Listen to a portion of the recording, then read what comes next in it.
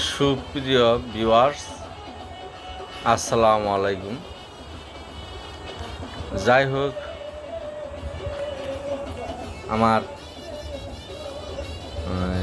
YouTube subscriber, Facebook friend এবং Facebook follower, বন্ধুবান্ধব, আত্মীয় স্বজন এবং প্রবাসে যারা আছেন সকলের উদ্দেশ্যে আজকে আমার আরেকটা ভিডিও। আজকের ভিডিওর আলোচনার বিষয় সন্তান কেন নষ্ট হয় এবং অবাধ্য হয়। তো আমি সন্তান নষ্ট হওয়ার এবং অবাধ্য হওয়ার পিছনে বাবা মাকে বেশি দায়ী মনে করি। এর কারণ হইল যে আমরা দুনিয়াদারির ব্যস্ততা নিয়ে সন্তানগুলির সাথে আমরা সময় দিই না। এই সময় সন্তানগুলি কার সাথে চলতেছে, কার সাথে উঠা বসা করতেছে, কার সাথে ঘুরতেছে, তার স্বভাব চরিত্রটা কেমন হচ্ছে আমরা একটু খুঁজও রাখি না। তো যদি ভিউয়ার্স আমি একটা উদাহরণটা নিই, যে মনে করেন আমার একটা ছেলের বয়স 2 বছর।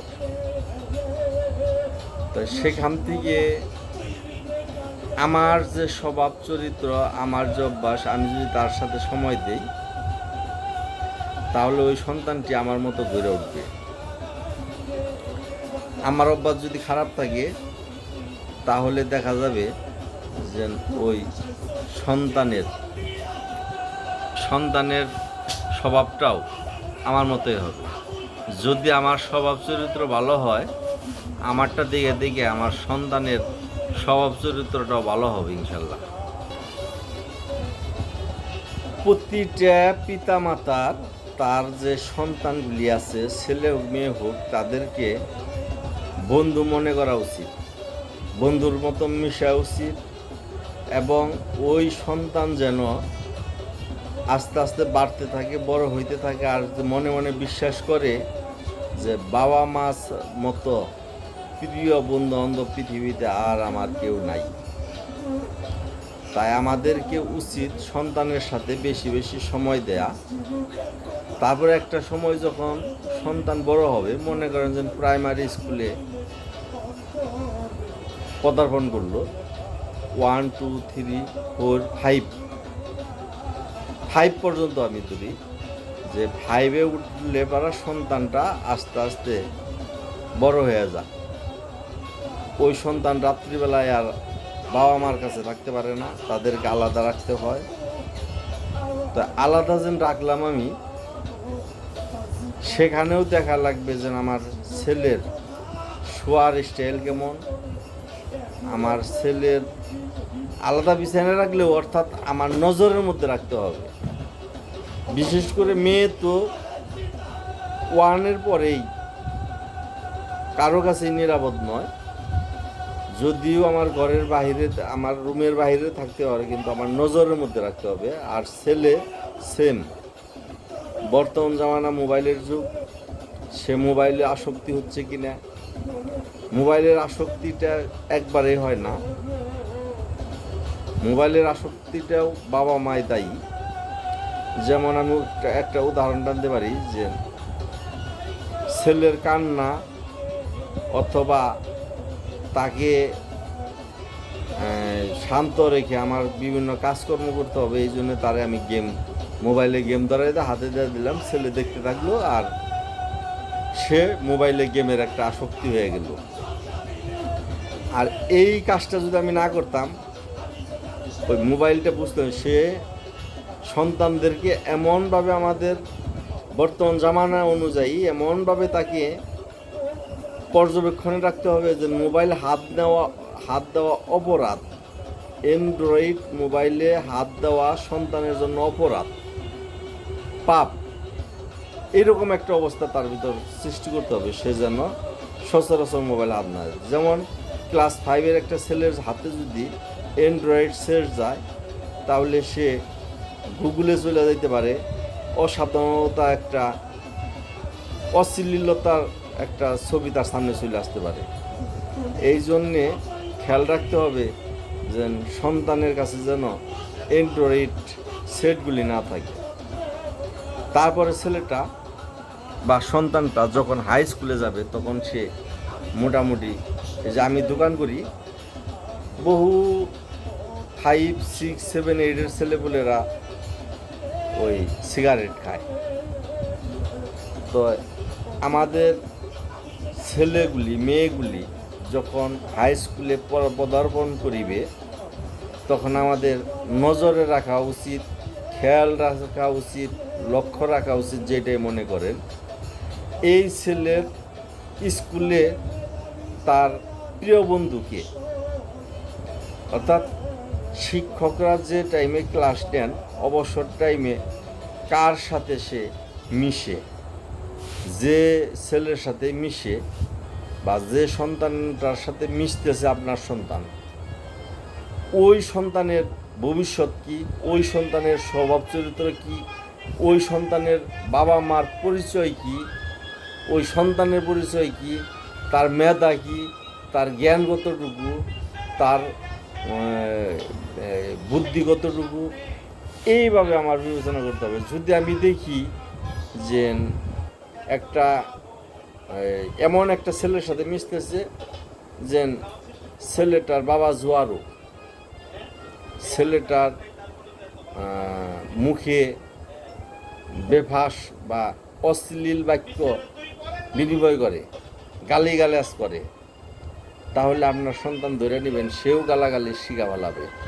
তাহলে ওই সন্তানের সাথে আপনার সন্তানকে মিশতে দেওয়া যাবে না, ছেলে হোক আর মেয়ে হোক। তারপর যখন এই সন্তানটা ক্লাস 9, 10-এ উঠে যাবে তখন এই ছেলেটা যাদের সাথে মিশে তারা সিগারেট খায় কিনা, তাদের চালচলনটা কেমন, তারা মোবাইলে আসক্ত কিনা, তাদের নেগেটিভ যে সাইডগুলো আছে এইগুলা তাদের মধ্যে উপস্থিত আছে কিনা। যদি দেখেন যে আপনার ছেলে যার সাথে ঘোরাফেরা করছে, যার সাথে সময় কাটতেছে, যার কথা উদাহরণ টানতেছে, তার বিভিন্ন নেগেটিভ সাইড রয়েছে, আপনাকে যে কোনো কৌশলে ওই ছেলের সাথে বা ওই সন্তানদের সাথে আপনার সন্তানকে চলাচল বন্ধ করতে হবে। একবারে করা সম্ভব না, আস্তে আস্তে আপনার সাথে আপনার সন্তানের সাথে তার সাথে এমন একটি সম্পর্ক করে দিবেন, এমন একটি ঘটনা ঘটাই দিবেন যেন ওই সন্তানগুলিকে আপনার সন্তান ঘৃণা করে, তাদের সাথে যেন না মিশে। তো এইভাবে আমাদের সন্তানের সাথে মিশা উচিত। তারপরে এই সন্তান যখন কলেজে উঠবে তার হাত খরচটা কেমন লাগে, সে যে রুমে থাকে ওই রুমটা গুছালো নাও গুছালো, তার ছেলে আপনার সন্তান যে ঘুম থেকে উঠে টাইমিং ঠিক আছে কি না, তার চোখ দেখলে ওরা বুঝতে পারবেন সে ঘুমায় নাই বা সে নেশাগ্রস্ত হচ্ছে কি না, তার আচার আচরণ দেখে তার আর্থিক যে একটা বায়না বা চাহিদা আপনার কাছে সেইটার সাথে বাজারের সাথে বর্তমান জামানার সাথে সমন্বয় আছে কি না, বা আপনি তাকে সব কিছু দেওয়ার পরে অতিরিক্ত সে অর্থ খরচ করছে কি না, করলে কি কাজে করছে, এইগুলি আমাদের সবসময় বিবেচনায় রাখা উচিত। এইভাবে যদি আপনার সন্তানকে গাইডে রাখতে পারেন তাহলে আমার বিশ্বাস আপনার সন্তানটি নষ্ট হবে না, অবাধ্য হবে না। এবং আপনার ছেলে কলেজে উঠলে বা আপনার ছেলে কোনো মেয়ের সাথে আড্ডা মারতেছে কিনা, কোনো মেয়ের সাথে সে সময় কাটাচ্ছে কিনা, অন্য কোনো সাথে, তাহলে তাদের পরিচয় কি, তারপরে আপনার মেয়ে যদি হয় মেয়েটা কার প্রতি আসক্তি হচ্ছে, মেয়েটি আদর্শে কী হচ্ছে, সে তার মেজাজ কেমন হচ্ছে, ছেলে হোক মেজাজ জিনিসটা খেয়াল রাখতে হবে। তা বন্ধুরা, সবচেয়ে বড় বিষয় হচ্ছে, যদি আপনার একটি কুলের থেকে শুরু করে একটা ছেলের সাথে বা মেয়ের সাথে অর্থাৎ নিজের সন্তানের সাথে যদি আপনি সবসময় যদি তার একটা সাবজেক্ট হয়ে যদি আপনি থাকতে পারেন, তার প্রতিটা মুহূর্তকে যদি আপনি পর্যবেক্ষণে রাখতে পারেন, আপনার ছেলে কখনো অবাধ্য হবে না, নষ্ট হবে না। তাই বন্ধুরা আমার, আপনাদের নিকট একটি আর্জি বা দাবি যে সন্তানের সাথে বেশি বেশি সময় কাটান, তাকে বন্ধুর মতো করে আগলে রাখেন এবং তার সর্বাঙ্গীন নজরে রাখেন, তাকে আয়ত্তে রাখেন, তাকে কখনোই আপনি তার আয়ত্তের বাইরে ছাড়বেন না। তাই আপনারাও জিনিসগুলো অনেকেই জানেন, আমি জাস্ট একটু আলোচনা করে একটা ধারণা দিলাম যে আমাদের ছেলেপুলেরা মানুষের সাথে মিশে আস্তে আস্তে নষ্ট হয়ে যায়, বাবা মারও অবাধ্য হয়ে যায়, একটা বিপদগামী দলের সাথে মিশে যায়। তো সেখান থেকে যেন প্রত্যেকের সন্তান যেন সুসন্তান হয়, নেশামুক্ত হয় এবং বাবা মার প্রতি যেন সে এক প্রকার ভক্ত হয়ে যায়। বাবা মার প্রতি বাবা মা যে কী জিনিস সে যেন বুঝতে পারে। তো এইভাবে তাদের সাথে একটু চলার চেষ্টা করবেন। ধন্যবাদ সবাইকে এতক্ষণ আমার সাথে থাকার জন্য। আজ এই পর্যন্তই। মোহাম্মদ ফরিদ মিয়া, কুমলি নামদার, টাঙ্গাইল সদর।